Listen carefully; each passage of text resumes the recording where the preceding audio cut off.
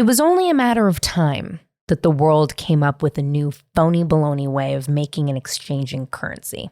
Gold wasn't even used as money until 550 BC, which I guess is actually a long time ago. And before that, it was amber, animals, seashells, silver, and other precious and scarce objects. Hell, who are we kidding? We're killing all the fish in the sea life. So who's to say shells aren't more valuable than gold at this point anyway?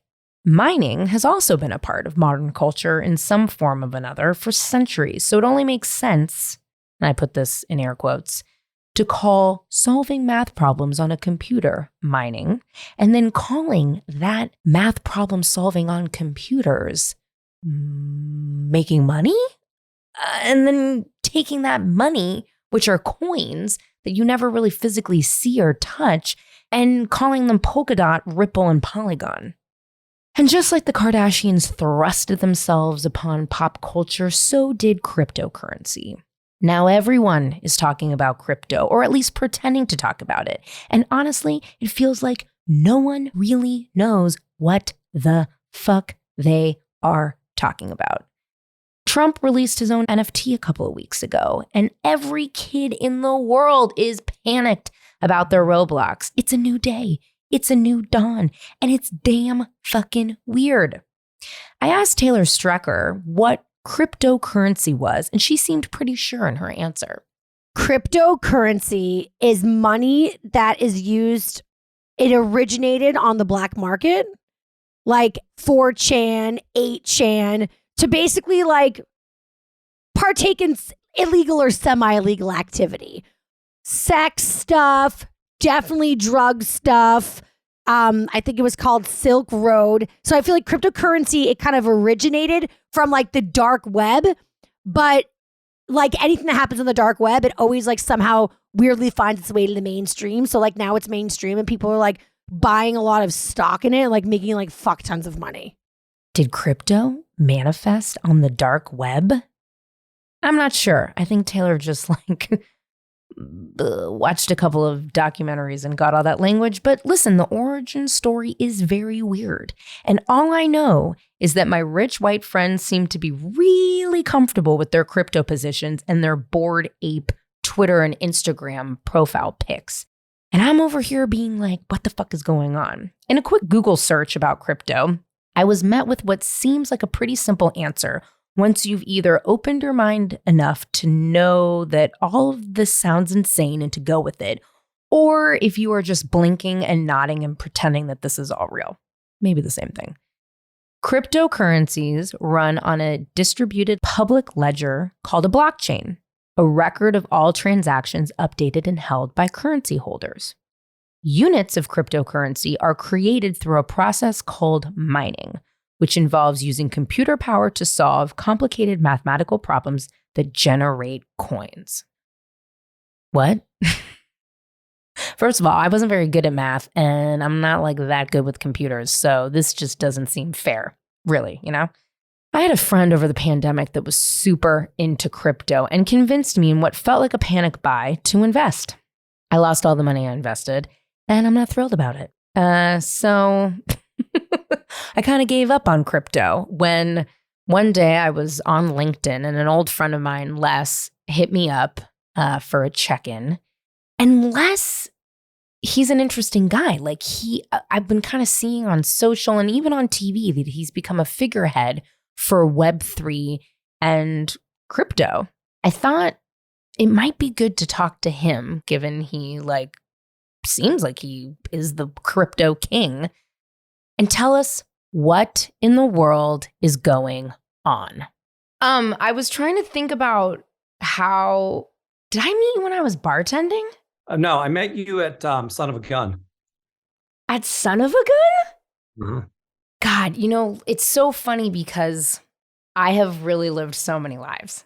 Yeah, I mean, that's kind of the goal, right? I think living lives, I mean, what's the point? We're here for a blink of an eye, you know? So like you want to live a lot of lives. And I worked at Del Taco, you know, and I remember it fondly in some strange way. Wait, in LA, Del Taco? No, I grew up in Orange County, kind of. I was born in Torrance, which is new information. I thought I was always born in Gardena. But my family moved me to Orange County. And I think when I was like really young, 15 or something, I somehow got a job at Del Taco. I don't know how old you have to be to get a job. And it was every horror story you can think about, but it was also kind of cool. My wife loves Del Taco, and I've never eaten Del Taco before. Ever. Never, never, ever. I have this theory, when I was in elementary school, on Tuesdays, they would have the plain double hamburger day or double cheeseburger day from McDonald's. And every Tuesday you would get these things, and it's like scarred into my head, what those things taste like. And that's just a fond memory because like I had Eastern European parents and they would give me shitty food. So no one would trade with me. Whenever I would somehow manage to get one of these things, it was like, oh, I got one of these hamburgers. And, I became a vegan about 5 years ago, I guess, now 6 years ago. And a place opened up on La Brea called Mr. Charlie's. Yeah, I saw it has like the fake McDonald's kind of, or a nod to it. Taste the same. They're exactly the same as those cheeseburgers or hamburgers. So like for this happy vegan, it kind of made my day. So you've gone crypto king and vegan since I've seen you last. Wow, Les. Wow. Crypto king. You are a crypto. You're like a crypto NFT king. Well, I mean, what is that? Is that like king of the junkyard? You tell me. I mean, well, so let's like take it back because okay, so we met at Son of a Gun. That's so crazy. Son of a Gun. And I was on a date, I think. Yeah, with Jessica. Yeah, Jessica, who I haven't talked to in years. Because, that's how my relationships typically end, imploding. And you were so funny and nice. And, Son of a Gun was cool. That was the first time we had ever had food there. But yeah, Jessica. Wow, what a time. Well, first of all, thank you for saying that I was so funny and so nice. I never, ever hear that. I don't know if I am anymore. I'm sort of old and bitter, so things have really developed. Welcome home. Welcome home. home. Thank you. Well, and so I didn't really understand what you did for work. I still don't. So it makes sense. Like when I saw you on TV and on podcasts, it's like, oh, this is the dude who fucking runs the MetaVerse Bitcoin NFT world. I'm like, oh yeah, that makes sense because I never really understood what he did. But I know you worked in music, so I want to hear a little bit about that because I obviously, not obvious to you, but obvious to some of the people listening, I worked, in music in the beginning of my career, worked in MySpace later on after you and I met. But something that is so funny and so lesbian, and you have to tell me if this is a true thing that I remember. But I remember going and hanging out at your house on Benedict Canyon on the other side of the canyon. I remember this story. This is after the breakup, and it was my lesbian get together. Yeah, it was so weird. And I was like, I don't even remember the lesbians, but all I remember was that you lived in fucking Tina's house. Is that true?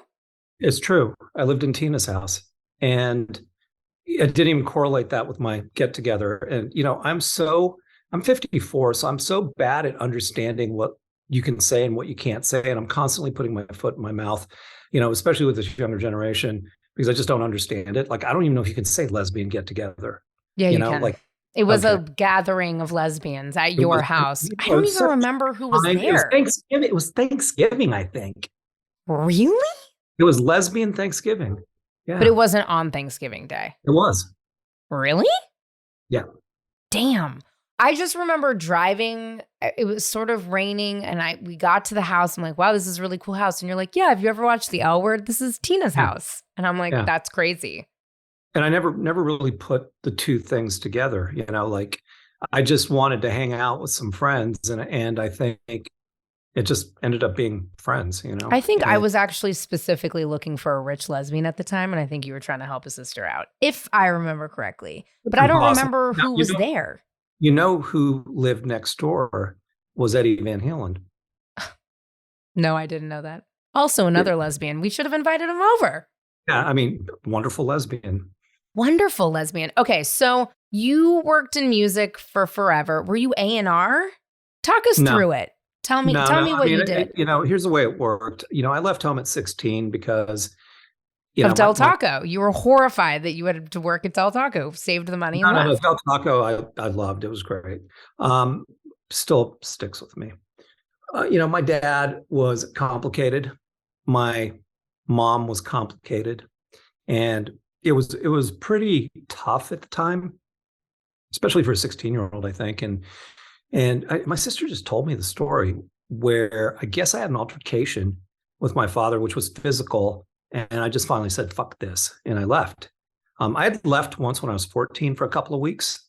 And then when I was 16, I just left. Somewhere in between, I needed to figure out how to make money. So I started throwing parties. And that became like the first version of what raves would look like. Really 1986 is when I started throwing parties. And, by the time we got to like 87, 88, they started to shift into raves, and I brought over a lot of British talent. Sadly, Martin Duffy from Primal Scream just passed away. And in 1989, that was like such a life-changing moment for me to meet those guys. I'd never met a band that had done so much drugs. And I was introduced and was still alive. Yeah, from Warner Brothers Records, and I just hadn't seen anything like that in my life. So the raves turned into a concert promotion job. Concert promotion job turned into a job at a record company. The record company job turned into a job when they asked me to politely leave in the Silicon Valley, working with the first version of kind of enhanced CDs that would create a faster experience on the web for artists. And then I came back and I managed bands with a guy named Bill Silva, who I'm still dear friends with. I know Bill Silva. Yeah, you do. And it was artists like Jason Mraz. And I think the other lesbian might have been a photographer for Jason Mraz at the time. Oh, God. Is that how I met her? Was you? You're welcome. Oh, you're in trouble. She was so fucking psycho. I kind of dated her for a little while. I didn't tell I know you you didn't. I was just vulnerable. And she was so intense with me. She would just show up to my apartment. That's totally what the fuck it was. Oh my God. I always wondered how I met that chick. And yes, and she was Jason Mraz photographer, and it was so weird. And she was so intense and kind of shapeshiftery. And I blocked her I had to block her on everything. Phone, Instagram, Facebook, everything, even Twitter, okay. And I'll never forget just finally telling her, please stop calling me. Stop. She would show up to the MySpace office because I think I was working at MySpace then. Oh, you jerk. That's your fault. So after that, we kind of had a little bit of a shake up, and I went and managed on my own. But then I did a bunch of things in tech, built some early iPhone apps with artists like Lady Gaga and, Jason Derulo and stuff like that. And at the same time, I was curious about Bitcoin, and it was trading at about 200. This was 2013. And I'm like, $200, that's a lot of money. I don't want to pay that for something I don't understand. And I'm going to find the next one. And I ended up becoming an advisor for a company called Ripple in 2013. And then in 2014, I invested in the Ethereum pre-sale and figured out how to get Ethereum out of the box for 50 cents. And, that was the start of the journey. In 2017, I bought my first NFTs. And in 2018, I formed a company with a finance guy named David Seymour. David Seymour had done a lot of venture capital. He'd sold a bank to China Capital. He was an M&A banker. He'd just done a lot of finance. And I was just kind of scared shitless. And I didn't really want to work with artists anymore. I was still working with Wynonna Judd at the time. Oh, that's right. That was the last thing I did in the music business, kind of. And we started this company called Wave Financial. And Wave Financial was a registered investment advisor out of the box. So we created these early stage venture funds. We also figured out a way to do treasury management on protocol treasuries and high net worth treasuries. So a lot of people would have extra crypto. They wouldn't know what to do with it. So instead of it just sitting there, we could figure out a way to make money with it. We were always regulated, first by California, then by the SEC. So we always followed the rules and the guidelines, and we're conservative. We also created a lot of financial products. So that was kind of one part of Wave. And then by 2000, I think we started in 18, 19 and 20 were pretty rough. 21, we were just hitting about $2 billion in assets. And the company was really kind of growing fast. And then, of course, it's not that today because of all the implosions, which, lucky enough, we didn't hit any of them. We were really careful and conservative about that stuff. We didn't do simple things like hey, Liz, give me some money. Oh, I'm going to go gamble with it. Pretty easy not to do that. And a lot of these other companies were. And while we were making kind of less returns, we just tried to stay really consistent. And where the story branches off really into NFT and MetaVerse is, I really like immersed myself into that. Go through a divorce, you'll do lots of weird ass shit, and spend a lot of time learning. So, we launched a MetaVerse NFT fund, but now I'm like actually launching a Web3 studio, which is super, super exciting. So, okay. Well, There's a lot there. congratulations. You and my friend Christine are the only, well, and actually my ex. Wait, Christine from NEM? No, Christine, this woman who's my travel planner, who you should use as well. She's the only I only know 3 success stories really in crypto. You, Christine, and unfortunately, my ex, who's a monster who owes me about $25,000. And apparently he lives in like Thailand and is a crypto something or other. I don't know what. It's all very shady to me. But my friend Christine cashed out her 401k at 40 years old, put it into Ethereum from an advice from somebody, but hit it right and took it all out last year. Quit the advertising industry, lives with her adorable son and husband in Florence, and travels and plans people's travel. You live in a gorgeous mid-century modern mansion somewhere. Looks pretty good to me. It sounds like you're running around with billions of dollars, skipping about in the metaverse. I wouldn't say I'm running around with billions of dollars. A company having, a lot of assets is okay. different. Fine. He's like, ooh, clarify. But no, so for somebody like me, when I was like, ooh, kind of watching Bitcoin, kind of not, everybody feels like, ooh, they're late to the party. The whole Dogecoin thing popped off. You watched people like my friend Christine making tons of money in Ethereum. Little sharks like me are like, I'm interested in it. NFTs specifically was always very interesting to me because of my time in the music industry, because I really like the idea of being able to authenticate pieces of art, especially I think it's interested in music from a music ownership perspective. Obviously, we've seen different platforms pop up over the last couple of years that have tried to help, producers and writers maintain credits and make sure that they're paid appropriately on music, kind of whatever. Interesting to me. I, bought a bunch of Tezos, which I really regret presently. Haven't really done anything with it, but I'm waiting for it to turn around. A good friend of mine, you might know him, Adam Fell, is one of the founders of OneOf. I was like, okay, this is interesting to me. But all my money's gone. All the money went poof, goodbye. But is it? And here's what I'll tell you. The music service, yes, it was a service. It was like the army. The music business served me really well because I learned a couple of traits. And they're the same traits you've always had because I know you pretty well. And that's understanding community and it's being early. So the mistake you probably made is you waited, and that's not what you should be doing when you approach this stuff. Because if you can get in early enough on something because you believe in it, that's where you can actually create some success for yourself. And that's not financial advice, that's just advice, And if you really think about NFTs and where it's going, you have to drill down into what the Web3 ethos is. What's the Web1 underlying fact? That it's a read-only internet. And if we look at Web2, it was read and write. It's when applications emerged. Well, the thing that went wrong with the MySpaces of the world or other companies is how they treated data and how they treated privacy and how they treated monetization of things they didn't necessarily own. So when you look at decentralized currency and you look at a decentralized world, well, that empowers the creators. And the way it does that is a couple of ways. If we are able to take that ethos of Web3, which is decentralization, digital currency, and privacy, it means now I can exploit the content I own. So NFTs go much deeper than just a JPEG or just a collectible. They are going to shift what rights look like. So if we look at Web2 and we look at kind of modern media that you know about, we always have the centralized kind of overlord that owns the rights and IP and gives permission to use it if you can get to that person and pay enough. It's a really fucked up way to think about the world, especially art that needs to see the world. And it usually gravitates towards what's successful and what's not, and they'll pour resource into what's successful. It's really fucked up. So if you look at Web3, what it is democratization of creators. So now what we have is we have decentralization. We have the ability for rights to be different.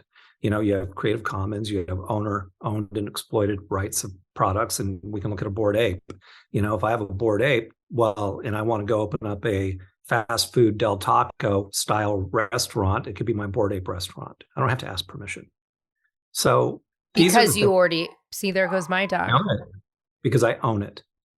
And when I think about the other part, how these things complement each other, so when we think about all of the layer one foundations, you mentioned one Tezos, and there's Cardano, and there's Ethereum, and there's Ripple, and so on and so on and so on. And then there's these other layer twos. And then in the same way that people built applications on top of, a mobile phone, using Apple or Android, iOS, you now have these foundational layer ones that people are building on top of. And that's where it even kind of goes further for the creators. So now you can use digital currency. Now you can be transparent on transactions. Now you have ownership and you control everything that's yours as a creator. So when we take a look at the sector that's really kind of exploding, metaverse gaming, not only do they have big treasuries, but you can take an NFT, you can put it into a game, and it enhances the experience. It might even allow you to earn with play to earn, or listen to earn, or watch to earn, or the way that world's going to change. So you have to look at an NFT as innovative technology that can be applied in many, many different ways. And if you're early to those concepts, then you'll see what people are building. And that's how you'll create some success for yourself. Do you think Web3 and even gaming and where gaming is headed and where it already has gone is bringing people together, or is it pushing people further in isolation with a false sense of community? I don't know. I mean, just as much as you're on Instagram, or any other social media platform, or watching TV or listening to music. I mean, I don't leave the house much. I think all of that stuff. Why don't you leave the house much? Because you live in a sick house and you're on the metaverse? No, it wouldn't matter. I wouldn't leave anywhere anyway, Why? I mean, I just wouldn't, I'm just happy like existing, Okay. But the thing is, is it going to change the way we interact? I mean, if you've ever had a Quest 2 on, these kids, there is no difference between real life and immersion. And I don't know if you've ever had a VR headset on, but you should get one because it's a completely different experience. I mean, you can do everything from like meditations in really amazing locations, and the technology has gotten so good. And, we have TikTok launching their VR. We have Apple is going to come with theirs, and the world's going to look very different. So the people that kind of are looking at how this technology fits in, well, it's part of the ethos. Those three things, don't mean digital currency is going away. It means it's going to change again. And it's global. All of this stuff is global. So it's just, it's not that you need to look back and say, I wonder if Tezos is going to go up 10 cents. Like, it doesn't matter. I need it to go up like $5 less. I need not 10 cents. Look at the projects, and when you can get into them that are interesting early. That's the difference. And there's so many coming. I've seen so many amazing things recently, especially coming out of the gaming space. But let me know. Well, can we talk about that offline? Because I don't even think we can get in trouble for insider trading. Like, is it even a thing? Look, a lot of this stuff isn't securities. And, at the end of the day, the regulatory guidelines are coming now because of what happened with FTX. I think the guy who runs the CFTC, the commodity side of the business, is really smart. He's going to create these really interesting regulatory guidelines for what they govern. And Gary Gensler is going to do whatever he does. He's the SEC guy. But that's great. But I'm saying, like, right now, I need to redo my kitchen. I can tell you about a game that's coming because it's not a security; it's a game. Okay. So and whatever. But is that the game is only going to be transacting with a certain cryptocurrency? No, I mean, you have to look at it kind of a different way. Is the game a good game? And is there digital currency in the game? And how's that currency being utilized? If it's speculative in nature and I'm making money off of the efforts of someone else, well, that might be questionable. If it's a token that allows me to buy a digital wearable or virtual item, well, that's different. That's just a transaction then at that point. So, all currency isn't alike. They're all vastly different. All Yeah. games are not alike. And by the way, when you look at the regions of where these games are successful, a lot of the stuff in Asia is very different. The guidelines to Asia are very different. You can't have cryptocurrency in China, for instance, but you can have blockchain and NFTs. So, region by region, you're looking at global transactions of global currencies and global objects. And I think the problem with the understanding of all this is there is no understanding with most people because it's all surface. They haven't gone deep enough to see what's actually being done and what the purposes and use cases are. Everyone's like, well, we're gonna do an ICO and we're gonna buy the shit cheap and then we're gonna pump it and like, yeah, I mean, a lot of that happened, but that was never what I was interested in because that just felt like another get rich quick scheme, and I was interested in what are the real applications? How do we follow the guidelines to build a business around that? What country outside of the US do you think has adopted NFTs specifically in a meaningful way? Or do you think is it Asia? Or is it China? Like, where do you They all have in some ways. I mean, look, you got regulatory guidelines that are pretty strong in Europe. There's smaller regions, but Asia and the things I'm seeing emerge in Asia, I mean, that's a market where some of our NFTs have value over there as well. If we look at Hong Kong or Singapore, they were always forward thinking, and China especially, with NFTs and what they mean. But the blue chips are the blue chips, and things like Bored Apes and CryptoPunk. So they were, unique in their own way. And, those are going to stick around. And you got Bazookies and Moonbirds and Ringers and Fidenzas and, like this whole vast kind of vocabulary. Is everyone on mushrooms that works in this space? Because it sounds like it. It does sound like it, doesn't it? I used to be, but, Microdosing? Not in sober 17 years. That's what I thought. I was like, no. Yeah. I've always known you to be sober. But I remember what it felt like. To be on mushrooms. What do you think about the whole microdosing craze, especially here in Los Angeles? I can tell you that I want to do it all. So what's that tell you? That I can't do it all. I can't do any of it. Like I want to go to Peru and just disappear. I want to. Really? Do you? I want to not just microdose. I want to try every single plant drug that exists on the face of the planet. And, that's where I go. It's like, fuck the drinking, like, give me all that. And I want to eat frog poison. So, yeah, I mean, so that's why I can't. Fair enough. Do you get some sort of, I don't know if this is the right word to use in the sober community, but do you get like a fix via VR? Like, does any of this stuff kind of like scratch that itch? I've been sober a long time, to be honest with you. I don't really think about drinking or doing drugs, Yeah, you're just like, and you're vegan? Oh, so you just have no pleasure left. No cheese? Oh, jeez. I could do without meat. It's the cheese that would kill me. I'm not gonna lie. I've cheated recently. I bought some fucking Twinkies. Twinkies? Yeah. That's what you're going to cheat on veganism with? Twinkies? Yeah. Not like nachos? We're two different kind of gals. Because let me tell you, Les, if I was vegan for a girl. Actually, just to bring it all back, it was the girl I dated after that psycho that I met at your lesbian Thanksgiving. She was a real asshole, and I really wanted to impress her, and she was vegan. So obviously I went vegan for her for like a good 6-7 months. And it didn't bother me. I mean, I grew up in California eating vegetable. Like I get it's more difficult depending on, kind of how you grew up and whatever. But cheese was just something I couldn't let go. There's so many good vegan ice creams out there. No big deal. But cheese, you can't replicate cheese. That cashew cheese is just like, it's rubber. It's rubber. I get it, but it was hard kind of the But you first feel couple good. Why'd you go vegan? You know what? Because I'd done a test and the guy was like, you have precancerous cells. I'm like, well, pre is really a close word to cancerous. Let me change my lifestyle. Right. Got tested 3 years later, nothing, clean. Really?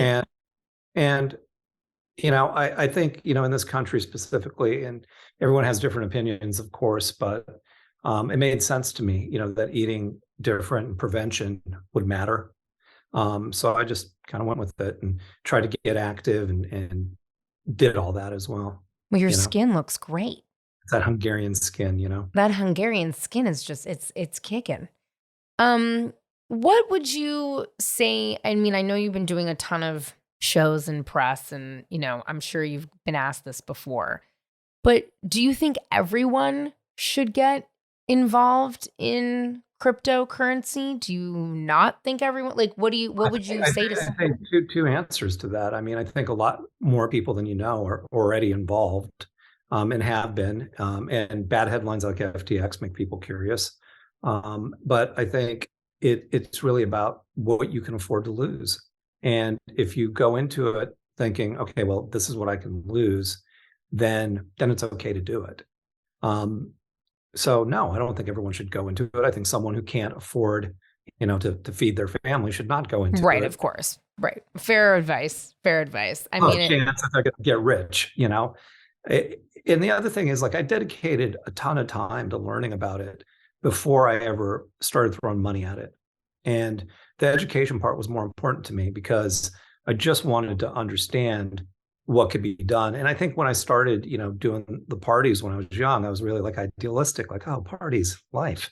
And then somewhere in the middle, I just like got it sucked out of me and became this dick that worked in the entertainment business that just cared about the money. And, now that I'm out the other side a little bit, I'm like, what? I just want to do things that kind of inspire me. Let's help creators make more money. And that was the whole point of building the Web3 studio.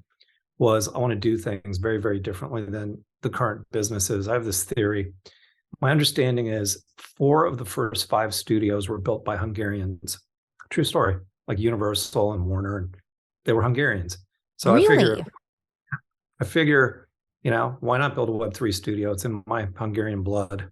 So what does that, walk me through that. I'm sorry if I sound stupid, but like, here I am, Liz Cully, and I want to record cool in your studio. Can I do that?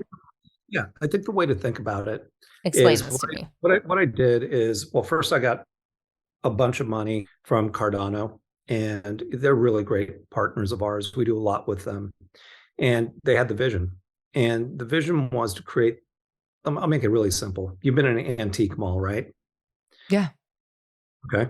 So you go into this building, and then all of a sudden there's all these little shops, but they're not connected. And that's the way I thought about this studio, that we could have all these little shops that aren't connected. One could be a streaming service that's connected to blockchain. One could be a new way to look at film and television. Another one could be rights. Another one could be sports, and merchandising, and social influencers. And there was a way for all of these things to kind of interact with each other if it was being funded, and it would create kind of a more powerful economy. So a game studio as well. So for instance, if I had the Liz rights to Liz and I wanted to build a game, well, I had a studio that could do that. I didn't have to go through agents or managers and find opportunity. And then if I decided Liz could sing, I could create a record or a television But I can show. sing. There you go. So I could do all those things and then leverage them off each other, and it wouldn't cost as much to have the experience and create. So the other thing I was able to start to figure out is, how do I start to get catalogs by scale, and that's what we started doing. We started looking around the world at things I wanted to work on, and how could I make them, be connected to Web3 and the metaverse. And quietly, I've been doing this like 7 or 8 months. We're just getting to a point now where there's going to be a whole bunch of things that we launch that are vastly different. Like even with influencer culture, the idea of digital twins, I have a very different idea of what that's going to look like. What are you talking? What is a digital twin? So a digital twin to me is, you have these influencers, for instance, that might be influencers that play games, right? Like on Twitch, they live stream. Well, I could create a avatar from that person and put it into different metaverse games, and that avatar would work on behalf of that person. So now you have a digital twin that is representative of that actual human. And I've actually done a lot of these deals already, kind of really quietly, where you take someone and both things will work off each other. The game itself will have a different kind of monetization. You can sell things. I haven't really explained this to anyone yet, so you're getting the straight scoop here. The games themselves, you can sell virtual goods, wearables, game packs. But on the other side of it, then you could have the real person that's represented by the twin actually playing the game on Twitch or some streaming service. So it creates, again, a new economy. Okay. I do think I think that I do need to be on mushrooms for this conversation, but interesting. Now, So do you think about this? I just really wanted an agency where I could deal with artists that didn't talk; they were just animated. see Look that at makes more sense? Look, That look makes at more sense. Look at Lenza, what they did with AI. The Lenza thing is really remarkable. I mean, if you really look at that, it's just something that's being generated, and AI is going to be a big part of the space as well. Interesting. And the key is that if you look at this generation that's creating a lot of this stuff, they have imagination, man. They don't give a shit. They will, create a game that's about banking, or they'll go try, doing the GameStop thing and, fuck the hedge funds over. I mean, it's just funny to see companies now. Look, Coinbase is producing a movie, and it's like, that's an exchange. Like, you have different things that can happen together because it's just such a different time. What was your thoughts initially when you saw the Trump NFT? Honestly, like we don't have it bad enough right now in crypto. Like, give me, it's I was like, oh, cool. Now yeah, because it's so funny because the narrative on like Fox, I always know what's happening over there because I just have to call my parents in Florida. And my mom's like, oh, crypto. I really hope you didn't waste your money, Elizabeth. And I'm like, yeah, I did. And it's gone now, but I'm not touching it. Elizabeth bought it too expensive. Elizabeth should have bought it inexpensive. Elizabeth should have bought it inexpensive, and Elizabeth didn't. Tezos not so bad, but Tezos has really tanked since, so fucking kill me. But keep in mind, these guys are all building stuff, and there hasn't been utility yet. No, I know. That's why I'm not touching it. I'm just leaving it alone.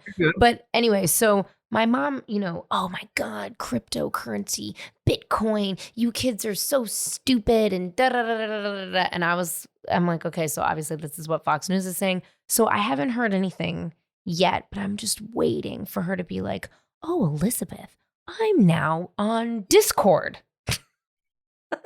Because Trump has just ruined one more thing, Truly. Look, I think they sold out and went up in value. Good for Trump, I got to tell you something else. The funny thing is, growing up in California, liberal for almost all of my life, I've spent a lot of time with the other side in Florida. And when you take a look at like the congressional hearings, and specifically, like I watched all of the congressional hearings on FTX, I got to tell you, the other side actually has a pretty strong sense about what this economy is about, and the bipartisan bills that are going to be coming are the ones that are going to fly, and they actually know more than the liberal side of things.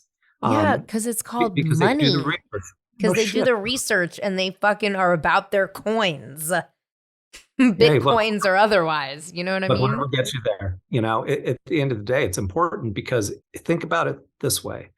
If we don't have regulation that supports the creators go elsewhere, and the innovation goes elsewhere. So who suffers? Everyone. Especially the creators here. I was going to say the creators.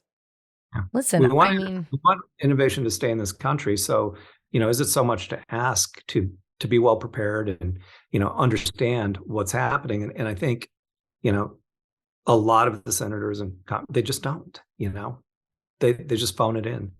But you got to give it to the right, because they don't phone it in. They actually do the research. I know. I get it, dude. I'm not saying you're wrong.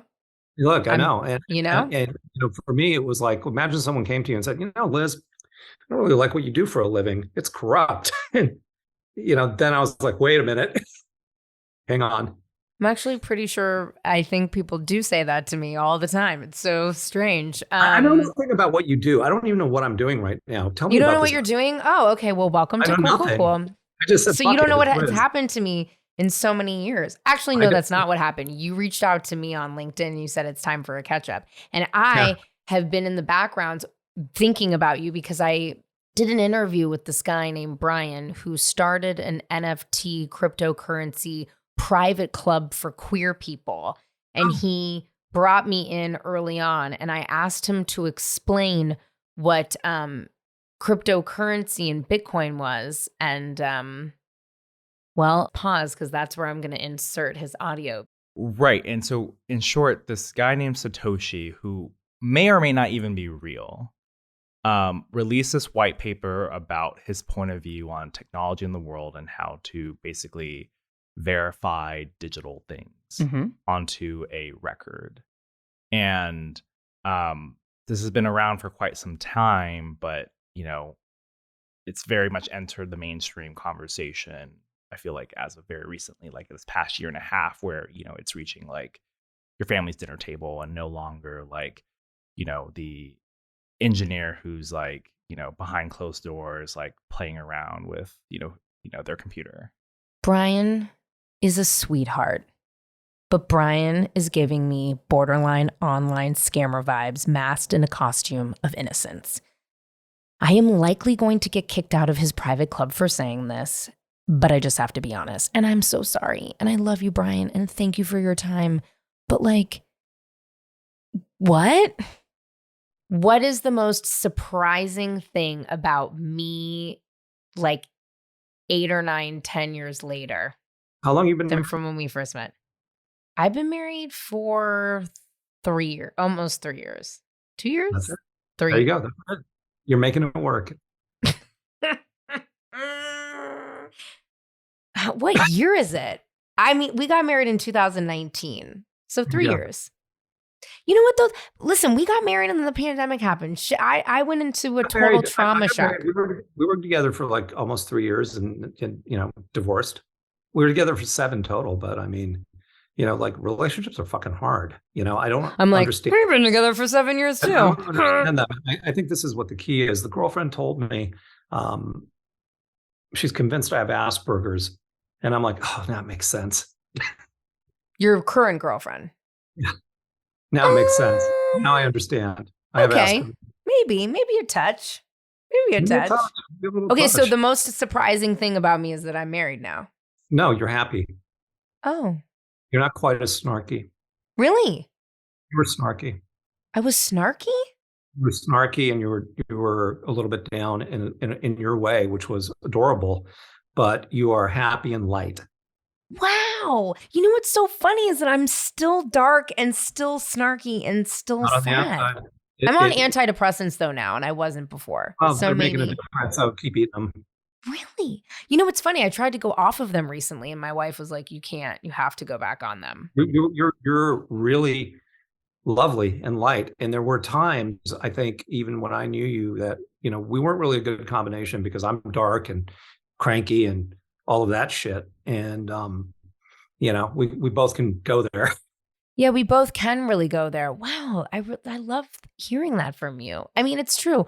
And also, you met me at a time when I was so broke. Like, I think it's so funny. Like, I think about, and I was just at a party and I ran into this woman who I hadn't seen since I was like a little barback. Like when I met you, like a little fucking ragamuffin running around. And she was like, "What do you do for work now? Like, what do you, this, that, and the other?" And I was like, "Dude, when I met you, I was stealing food out of the walk-in because I was starving. I had just moved to LA, barely had a car, like was really putting it all together." I mean, I had kept in touch with you once I left restaurants and like went over to MySpace. You also had family pressures, if I remember right. I do remember some of these stories. Back then, there were some family pressures. Yeah, my family blows. I barely talk to them anymore too. See? I said it nice. You said it not so nice. Yeah, no. And it's such an interesting time. Yeah, I was snarky and mean. Okay. See, I love it. I keep trying to have less people on this show.